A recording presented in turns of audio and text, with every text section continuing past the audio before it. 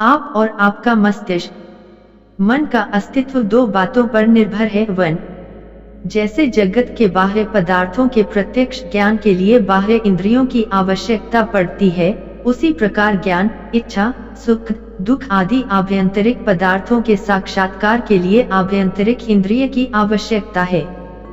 यही मन है। टू इंद्रिय के बाह्य विषय से संयुक्त होने पर भी मनोयोग के बिना वस्तु का ज्ञान नहीं होता।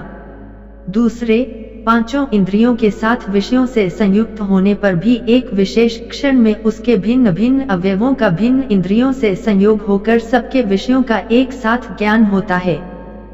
किंतु व्यवहार में ऐसा नहीं होता। आत्मन निर्वैव, अनुरूप और प्रत्यक्ष का आभ्यंतरिक साधन है। हमारे मन, माइंड का हमारी स्मृति, मेमोरी से गहरा संबंध है। मन स्थिर रहने पर ही स्मृति तीव्र होती है। अतः सबसे पहले हमें मन और उससे संबंधित बातों को काफी गहराई से समझना होगा। वस्तुतः मन का सहयोग ज्ञान और कर्म दोनों में आवश्यक है। यह आभ्यंतरिक इंद्रिय, इंटरनल सेंस, और यही अन्य इंद्रियों को उनके विषयों की ओर प्रेरित करता है। सूक्ष्म होते हुए भी सावयव है और भिन्न भिन्न इंद्रियों के साथ एक साथ संयुक्त हो सकता है। ज्ञानेंद्रिय तथा कर्मेंद्रिय बाह्य कारण हैं। मन, अहंकार और बुद्धि अंतःकरण हैं। अंतःकरण को बाह्य इंद्रियां प्रभावित करती हैं। ज्ञानेंद्रियों द्वारा गृहीत प्रत्यक्ष निर्विकल्प होता है। मन उसका रूप निर्धारित करके उसे सविकल्प प्रत्यक्ष के रूप में परिणत करता है। अहंकार प्रत्यक्ष विषयों पर स्वत्व जमाता है। वह उद्देश्य पूर्ति के अनुकूल विषयों से राग और प्रतिकूल विषयों से द्वेष रखता है। बुद्धि इन विषयों को ग्रहण या त्याग करने का निश्चय करती है। 3 अंतःकरण और 10 बाह्यकरण, ये सब मिलकर त्रयोदशकरण, 13 साधन कहलाते हैं। बाह्य इंद्रियां वर्तमान विषयों से ही संबंध रखती हैं, जबकि आभ्यंतरिक इंद्रियां भूत, भविष्य और वर्तमान सभी कालों के विषयों से संबंध रखती हैं। पंच ज्ञानेंद्रियां, नेत्र, श्रवण, घ्राण, रसना और त्वचा थे 5 ज्ञानेंद्रियां हैं। वास्तव में इंद्रियां अप्रत्यक्ष शक्ति हैं, जो प्रत्यक्ष अवयवों में रहती और विषयों को ग्रहण करती हैं। इस प्रकार नेत्र इंद्रिय नहीं, बल्कि उसको देखने की शक्ति है। अतः इंद्रियों प्रत्यक्ष दिखाई नहीं पड़ती। 5 ज्ञानेंद्रियों से क्रमशः शब्द, रूप, गंध, स्वाद और स्पर्श का ज्ञान होता है। 5 कर्मेंद्रियां, विषयों और इंद्रियों की उत्पत्ति का कारण मनुष्य की विषमभोग की इच्छा है। 5 कर्मेंद्रियां शरीर के इन अंगों में अव्यवस्थित हैं: मुख, हाथ, पैर, मलद्वार और जननेंद्रिय। इनसे क्रमशः बोलना, किसी वस्तु को पकड़ना, गमन करना, मल निःसारण एवं जन्म क्रिया आदि कार्य होते हैं।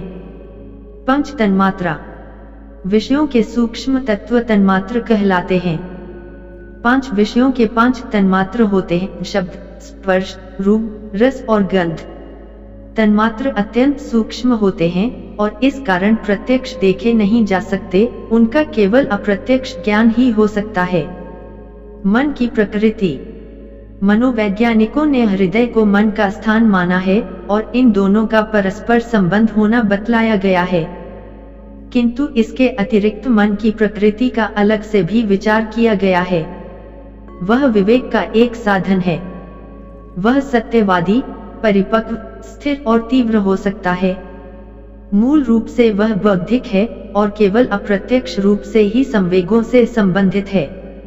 उसकी सहायता से संवेगों पर नियंत्रण किया जाता है।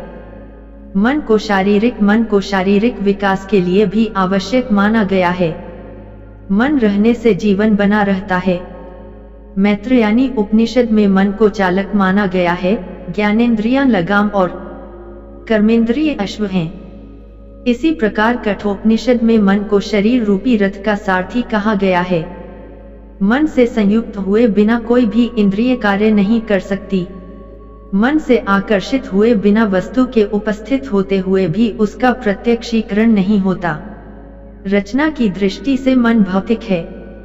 जागृत और स्वप्नावस्था में यह सक्रिय रहता है, किंतु सुषुप्ति की अवस्था में यह कार्य नहीं करता। इंद्रिय और मन दोनों चैतन्य के विकास हैं, किंतु इंद्रियां केवल वर्तमान को जानती हैं और मन त्रैकालिक है।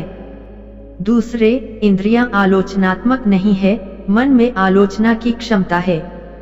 इंद्रियां तात्कालिक ज्ञान का साधन है, मन से त्रैकालिक ज्ञान होता है। मन का ज्ञानात्मक कार्य स्नायु मंडल, मस्तिष्क और चिंतन योग्य पुद्गलों की सहायता से होता है। मस्तिष्क की क्रिया मन का एक भाग है, यद्यपि मस्तिष्क के बिना मानसिक क्रिया नहीं होती। मन की चंचलता के कारण ही इंद्रियां चंचल होती हैं। स्मृति में मन की शक्ति को सर्वाधिक महत्वपूर्ण माना गया है। मन की शक्ति ईश्वर की अद्भुत एवं विचित्र रचना है। मनुष्य उसे ऐसी ऐसी अद्भुत शक्तियां प्राप्त हैं जिनकी कल्पना भी नहीं की जा सकती। आकाशवाणी, दूरदर्शन, वायुयान, रॉकेट और कंप्यूटर जैसी वस्तुओं का आविष्कार करके उसने बड़े बड़े मनीषियों को चकित कर दिया है। ये अद्भुत कार्य उसने अपनी शारीरिक शक्तियों से नहीं किए, बल्कि उनमें मन की प्रेरणा और शक्ति की प्रमुख रही।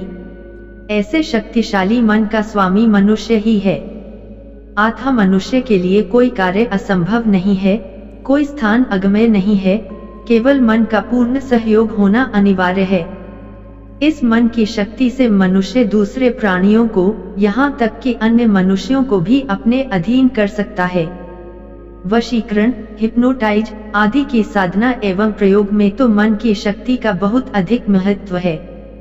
हमारा तंत्रिका तंत्र इस बात से प्रायः सभी परिचित हैं कि हमारे शरीर की समस्त क्रियाओं का नियंत्रण और संचालन हमारे तंत्रिका तंत्र, नर्वस सिस्टम द्वारा होता है।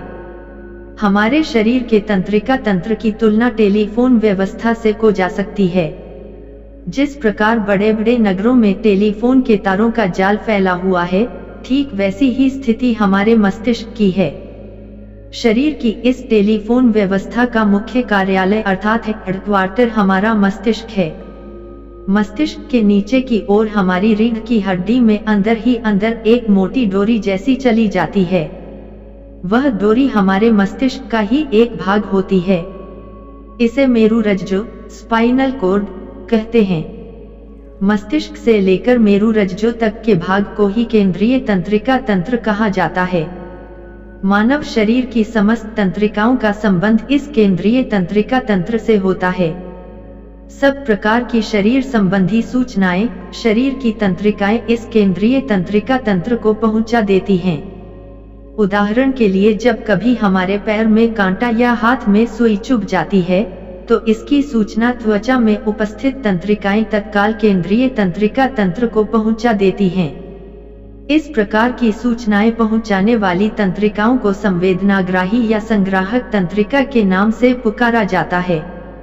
इस सूचना के प्राप्त होने पर केंद्रीय तंत्रिका तंत्र एक अन्य प्रकार की तंत्रिकाओं के द्वारा हाथ या पैर की मांसपेशियों को आदेश देता है कि वे पैर या हाथ तुरंत वहां से हटा लें।